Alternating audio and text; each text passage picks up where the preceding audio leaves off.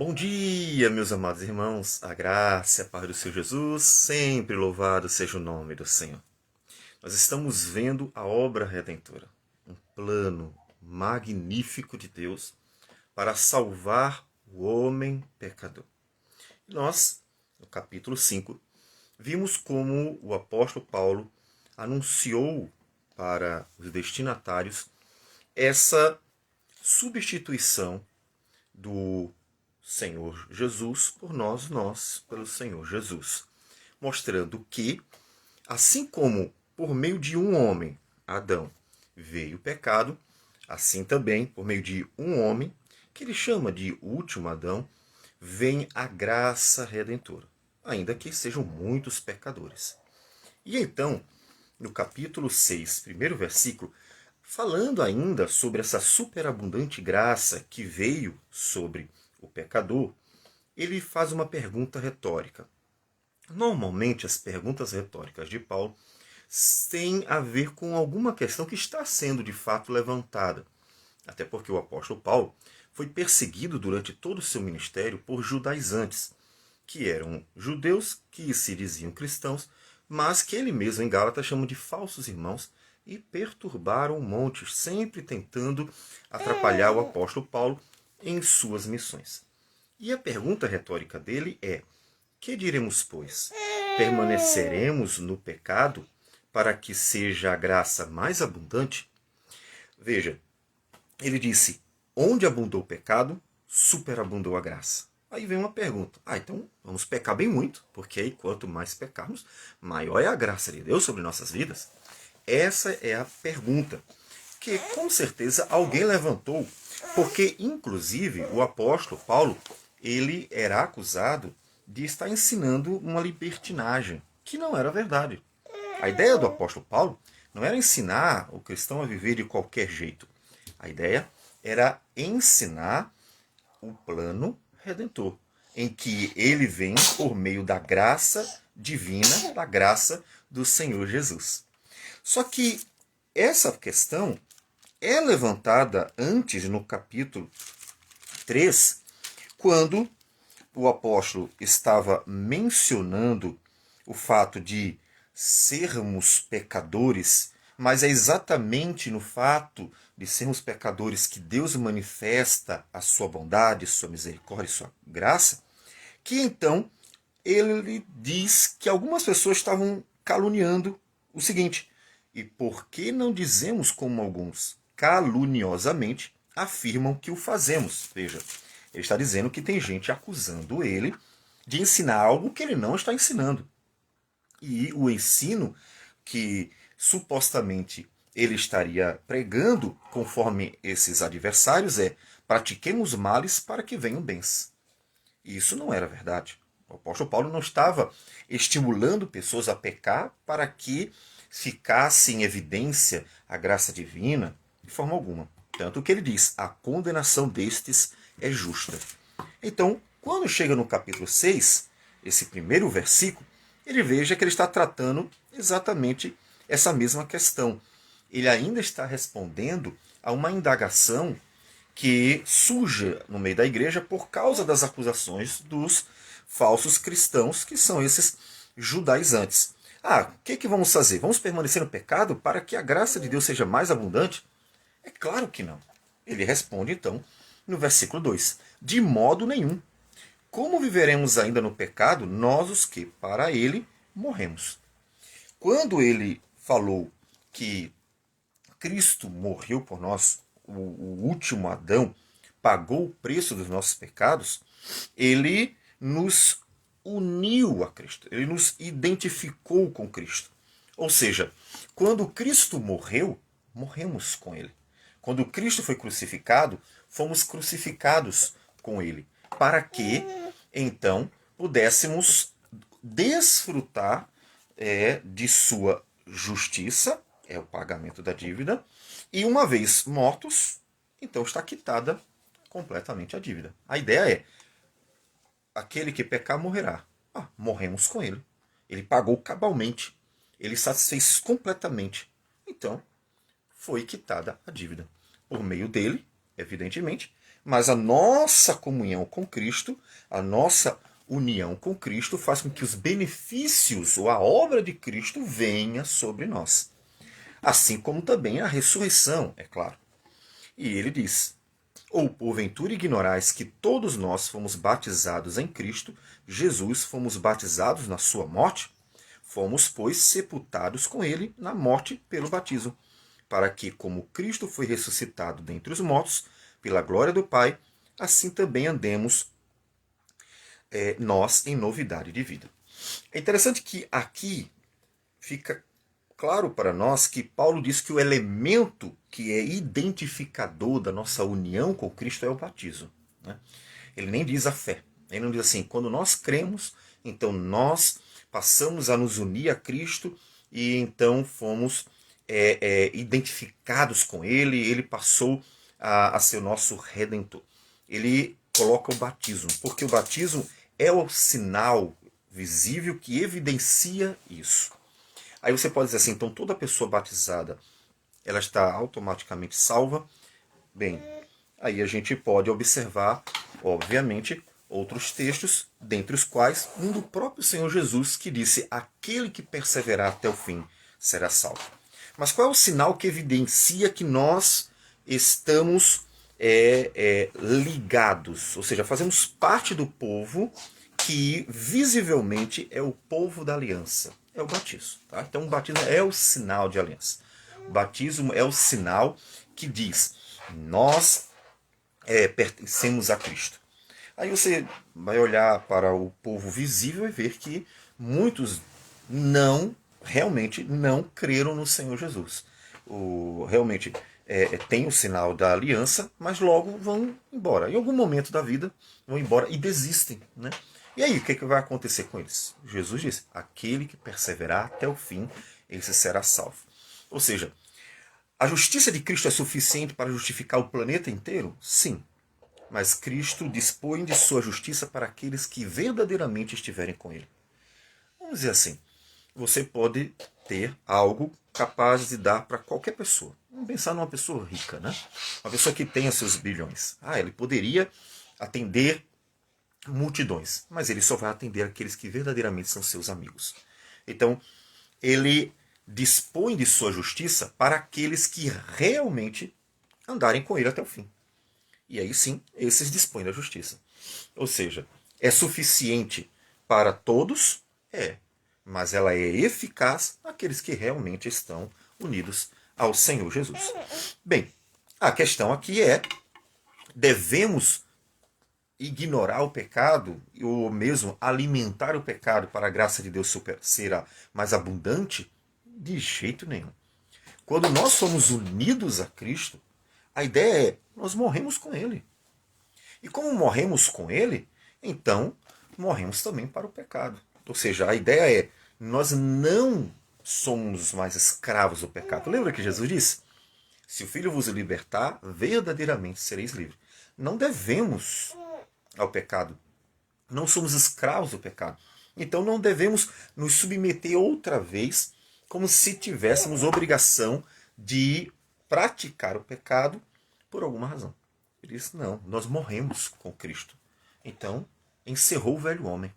Portanto, não faz sentido algum que alimentemos o pecado, mesmo que isso evidencie a graça superabundante de Deus. De forma alguma. Nós fomos sepultados com Ele, com Cristo Jesus.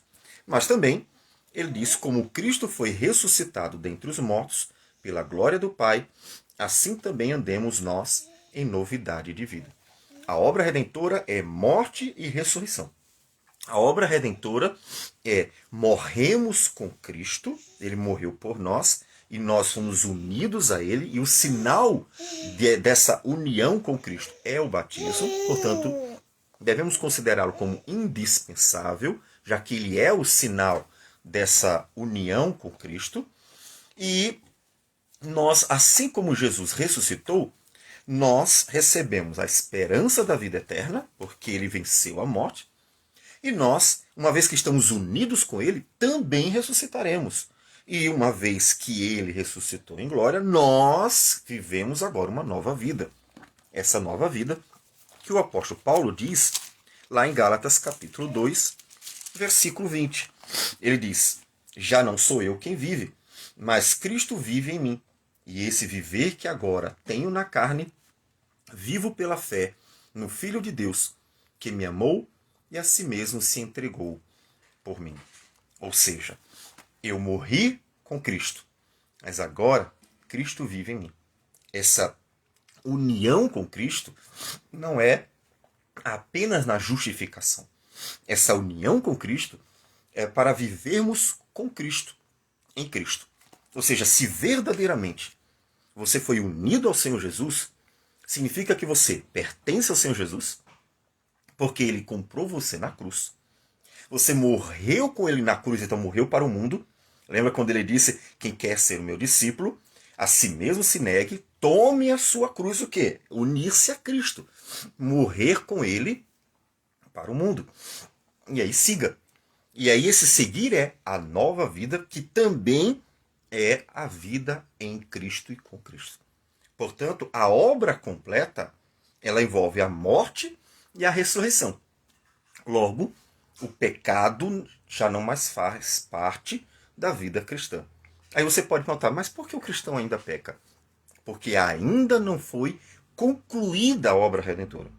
Porque quando Jesus voltar, aí ele vai tirar o pecado do mundo e, consequentemente, também a morte, porque a morte é uma consequência do pecado. Até lá somos pecadores. Então, como não pecar? Bom, nós devemos viver em Cristo e para Cristo. E quanto mais estivermos vivendo para Cristo, mais próximos estaremos de vencer o pecado.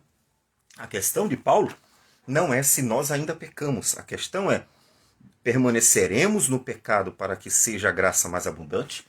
A questão de Paulo é: vamos pecar de propósito? Vamos fazer de propósito? A questão não é: e se pecarmos? E esse ponto é abordado por João na sua primeira carta, que ele diz: se pecarmos, temos um advogado junto ao Pai, Jesus Cristo justo. A questão de Paulo é: alguns estavam dizendo, se a graça então superabunda sobre o pecado, então que se peque à vontade, que se libere geral. E aí Paulo diz: de jeito nenhum. Nós vamos lutar contra o pecado, como ele vai dizer em Gálatas 5, vamos lutar contra ele, para que ele não seja uma realidade constante e abundante na nossa vida, porque nós nos unimos a Cristo em sua morte, mas também em sua ressurreição. Porque agora Cristo vive em nós. E esse viver que temos na carne, vamos viver para a glória do Filho de Deus, que me amou e a si mesmo se entregou por mim. Logo, nós vamos buscar no Senhor a graça para glorificar o seu nome no dia a dia. Então, Paulo responde questões que estão sendo indagadas dentro do cristianismo da época por causa de falsas acusações dos judeus. E vemos então que a nossa união com Cristo, ela é um desfrute de toda a obra inteira, a morte e a ressurreição do Senhor Jesus. E aí eu pergunto para você: você verdadeiramente foi unido a Cristo? Receberá então o batismo e você deve, portanto, permanecer firme. Aquele que perseverar até o fim será salvo. Não aquele que permanecer no pecado, mas o que perseverar em andar com o Senhor Jesus. E se você tem alguma dificuldade, sabendo que é um dever do cristão se esforçar para glorificar a Deus, porque agora é uma nova vida, agora ele vive para o Senhor, então busque no Senhor a graça para isso. Busque no Senhor a graça para ir vencendo os desafios, as tentações, e então permanecer firme no Senhor para a glória de Deus no seu dia a dia. Não desista. Uma vez que você tem a promessa da vida eterna para todo aquele que perseverar até o fim, não desista. E, inclusive, não desista em lutar dia a dia para vencer os desafios do dia, né?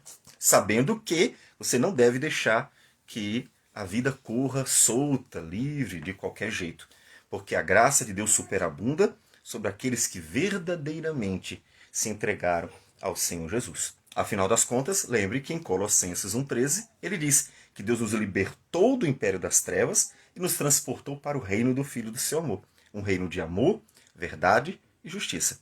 Então, não cabe ao cristão deixar que o pecado seja uma realidade completamente banal, né, na sua vida. Busque o Senhor. Se você encontra em si alguma incapacidade, percebe que as lutas parecem ser maiores do que suas próprias forças, então peça ao Senhor graça. O Senhor promete, na sua palavra, sempre socorrer os aflitos. Os salmos são clamores, muitos deles são clamores de homens que pedem a Deus ajuda nas dificuldades. Então coloca diante do Senhor: Senhor, preciso de força, preciso de sabedoria, preciso de ajuda para vencer os desafios diários da minha vida e glorificar o teu nome. E o Senhor socorrerá você, porque o propósito dele é a sua santificação. O propósito dele é o seu crescimento espiritual. As cartas de Paulo, todas elas mostram essa direção.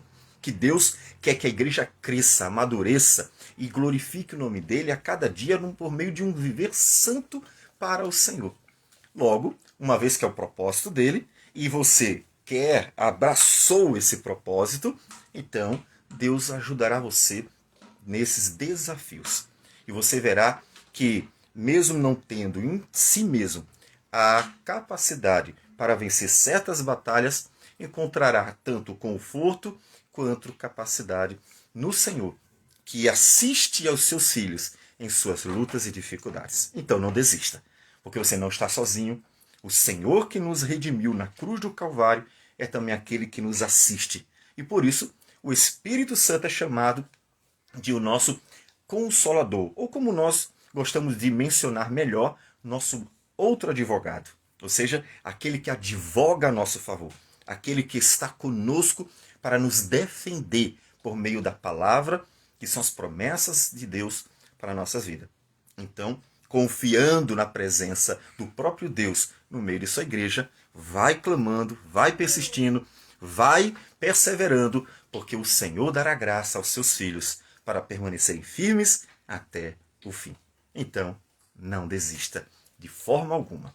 O Senhor estará com você. Vamos orar. Senhor Deus amado, obrigado por tudo. Obrigado porque o Senhor Jesus morreu por nós e ressuscitou por nós.